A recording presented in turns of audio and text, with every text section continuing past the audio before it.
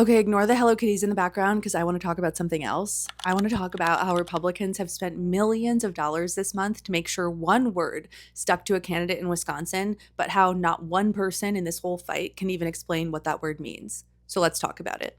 The word, of course, is socialist. CNN asked, and 34% of Democratic-leaning voters now say they're Democratic Socialists. And before you picture who that is, they skew under 45, they're more likely to be white, they're less likely to have a college degree, and they're more likely to be making under $100,000 a year. So the Brooklyn grad student that everybody has in their head is probably not the person who's answering this question. It's closer to somebody in their 30s with no degree who can't afford their rent. And what these candidates actually campaign on is Medicare for all, universal childcare, housing costs, raising taxes on high earners.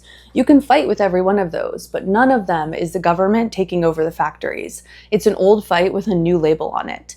And the people using the label are arguably the party's best voters. They view the Democratic Party more favorably than other Democrats do. They're more motivated to vote. And 99% of them are backing Democratic candidates for Congress. So what the word is actually doing is signaling how people feel about age and seniority.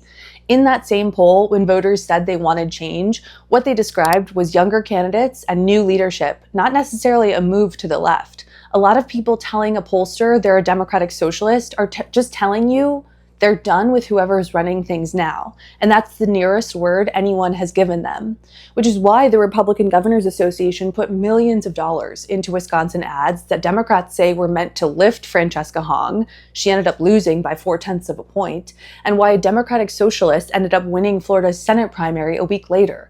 Republicans are paying to keep that word undefined, a word that means whatever the voter already fears is worth way more to them than one that pins anybody down on policies that, surprise, people actually want.